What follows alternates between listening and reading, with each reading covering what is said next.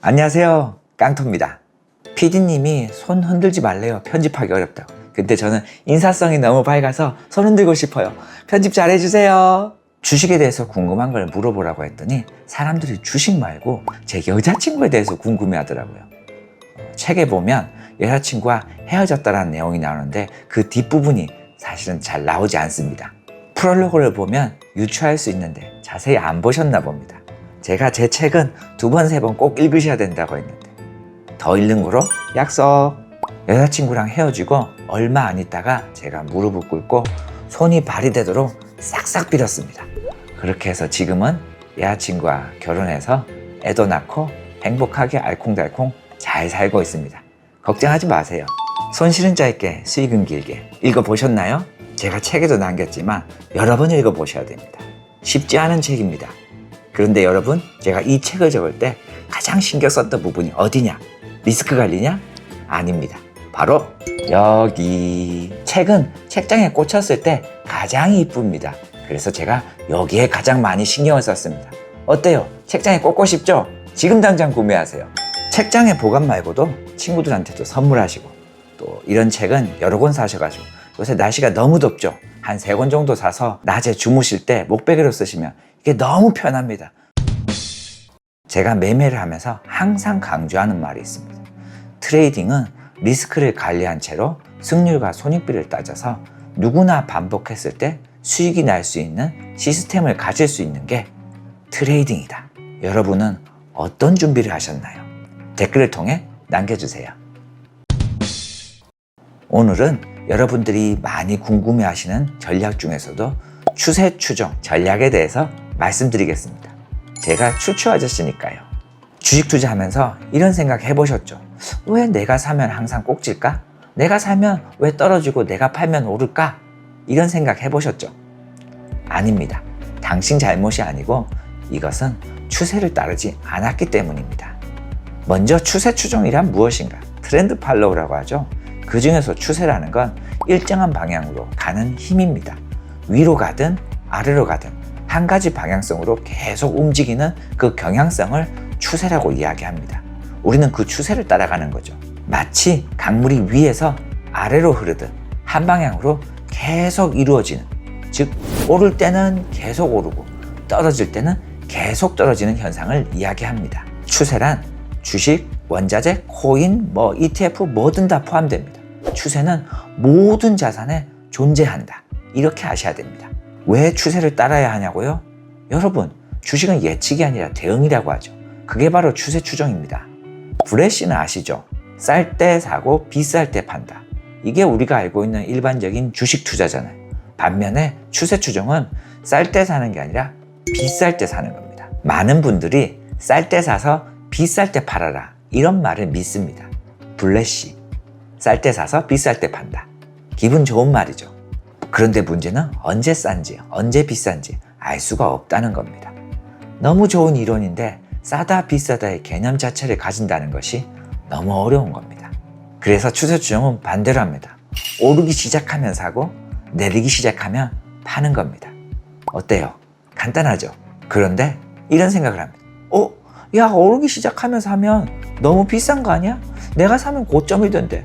야, 신고가 매매 너무 어려워. 이렇게 올라간 종목을 언제 살 수 있어? 맞습니다. 더 비싸게 사서 더 비싸게 팔아야 됩니다. 그런데 비싸다는 건 언제든지 다시 내려갈 수 있기 때문에 어려울 수도 있습니다. 쉬워 보이지만 쉽지 않은 매매일 수도 있는 거죠. 하지만 추세 추종 매매는 올라갈수록, 주가가 상승할수록 추세가 더 강하다고 판단할 수 있기 때문에 올라가는 거에 대해서 부담감을 가지지 마시고 오히려 좋아, 이렇게 외치고 추세가 더 강할 수 있어, 이렇게 생각하시면 마음이 더 편안해집니다. 그러면 추세의 판단, 이건 어떻게 하느냐? 추세의 판단도 생각보다 쉽습니다. 여러분들이 생각했을 때 추세의 판단이 어렵다고 느끼는 건 시계열을 너무 짧게 가져가기 때문입니다. 시계열이 짧을수록 노이즈가 너무 많이 낍니다. 보통 추세를 얘기할 때는 주봉 기준으로 얘기하죠. 주봉, 일봉 이렇게 봐야 되는데 대부분의 사람들이 주봉을 보지 않고 일봉만 보고 이야기를 합니다. 우리가 잘 알고 있는 윌리엄 오닐의 커브 위드 핸드, 윌리엄 오닐의 기준은 주봉 기준입니다. 일봉으로 얘기한 게 아니라 주봉으로 컵 위드 핸들 패턴을 만들고 있는지 그거에 대해서 얘기를 하고 있습니다. 그런데 대부분의 유튜브나 블로그에 보면 주봉이 아니라 일봉, 일봉까지는 그나마 양반입니다. 분봉을 가지고 여기서 컵이 보인다 들어가자 이렇게 얘기를 하는 거죠. 그러니까 실패를 하는 겁니다. 모든 추세 추정 매매는 주봉 기준으로 생각하셔야 됩니다. 추세 추정 매매를 할 때는 시야를 넓게 보세요. 짧게 볼수록 노이즈가 낍니다. 난이도가 훨씬 어렵습니다. 쉬운 매매를 하셔야죠. 어려운 매매를 굳이 할 필요가 없는 겁니다. 시간 프레임을 짧게 가져간다고 해서 빠른 시간 내에 수익이 나는 것이 절대 아닙니다. 추세 추정 매매는 길게 보고 특히 일관성이 필요합니다. 어떤 일관성? 주봉과 일봉과 모든 추세가 같은 한 방향을 가르쳐야 됩니다. 우리가 나침판을 가지고 북쪽을 가리킬 때 어떻게 돼요? 어디서도 다 북쪽을 가리킵니다. 마찬가지입니다. 월봉, 주봉, 일봉 다 하나의 방향, 상승이면 상승, 하락이면 하락 똑같은 방향을 가리키고 있어야 됩니다. 추세 추정 매매는 심리가 중요합니다. 인간의 본능을 이기는 전략입니다. 문제는요, 이렇게 올라가는 걸 따라 사는 게 진짜 어렵습니다. 왜냐? 인간은 본능적으로 싼 걸 좋아하고 비싼 걸 피하려고 합니다. 이건 너무 오른 거 아니야? 이건 너무 신고가인데? 저점에서 몇백 프로 올랐는데 이걸 어떻게 매수해? 어렵습니다. 그래서 추세 추정은 자기 자신과의 싸움이라고 합니다. 추세 추정은 비싸서 무서운 게 아니라 안 사서 기회를 놓칠까봐 그걸 더 무서워하셔야 됩니다. 그러면 진입 타이밍을 어떻게 잡냐? 진입 타이밍이라고 특별한 거 없습니다. 추세 추정이나 일반 트레이딩이나 동일합니다. 어떤 거? 트리거.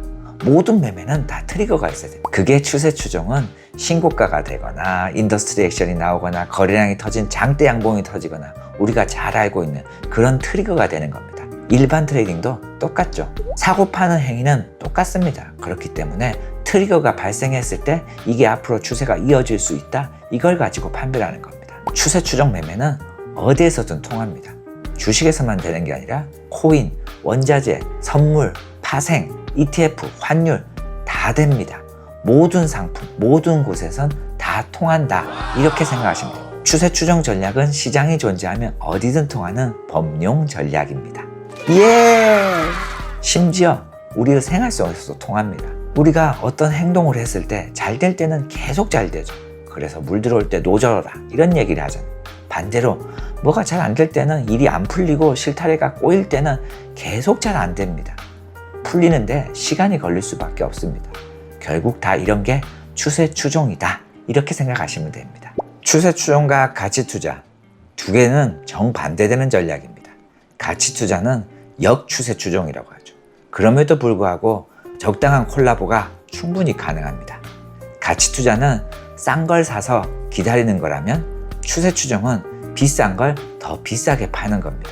분명 다른 전략임에도 불구하고 중복되는 경우가 있습니다. 매매 시점은 다르지만 종목에서는 중복이 됩니다. 제가 첫 시간에서도 얘기를 했는데요. 주식의 원리는 변한 게 없다. 근본은 그대로다. 무조건 돈 잘 버는 회사가 장땡이다. 마찬가지입니다. 성장주, 가치주에서 진정한 추세가 만날 때 빛이 나는 겁니다. 일반 보통 주식의 추세보다는 당연히 가치 성장주에서 지속적으로 우상향 나갈 때 이런 종목을 사야지 진정한 장기적인 추세가 나온다, 이렇게 보시면 됩니다. 그게 바로 제가 좋아하는 깡토식 하이브리드 투자다, 이렇게 생각하시면 됩니다. 종목에 대한 얘기 말고도 매매 시점에 대해서도 고민해 볼 필요가 있는데요. 대표적으로 매수 시점입니다. 우리가 매수 시점은 가치 투자는 쌀 때 사고 추세 추정은 비쌀 때 사니까 당연히 다를 수밖에 없죠. 두 개가 같이 중복이 되는 경우는 여러분이 매매를 잘못하고 계십니다. 매수 시점에 대해서는 중복될 수가 없는 거고요. 매도 시점에 대해서는 충분히 고민할 필요가 있습니다. 왜 그러냐면 보통 저희가 가치 투자를 하면 항상 보수적으로 적정 가치를 구합니다. 그 적정 가치라는 게 적정 가치 이상에서 보통 매도를 하지만 그 적정 가치 이상으로 항상 주가가 올라갑니다. 아쉬웠죠?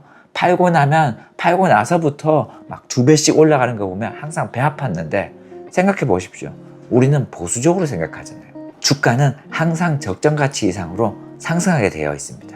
그렇기 때문에 보수적인 적정 가치에서 한 절반 정도 매도를 하시고 나머지는 추세 추종으로 끌고 간다면 수익을 더 극대화할 수 있는 전략이 될 수 있다. 이렇게 생각하시면 됩니다. 기억하세요. 매수는 가치 투자, 매도는 추세 추정. 이제부터는 내가 사면 왜 주식이 떨어질까? 이런 고민보다는 나는 지금 추세에 제대로 같이 타고 있는가? 그걸 한번 고민해 보세요. 추세는 뭐다? 여러분과 친구입니다. 여러분의 계좌에도 추세가 함께 하시길 기원합니다. 다음 영상에서는 추세 추정 매매를 어떻게 활용해서 실제 매매에 적용하는지 하나하나 알아보도록 하겠습니다. 추세도 알고리즘도 눌러줄 때 힘이 나는데 조태꾸알 잊지 않으셨죠? 지금까지 깡투였습니다.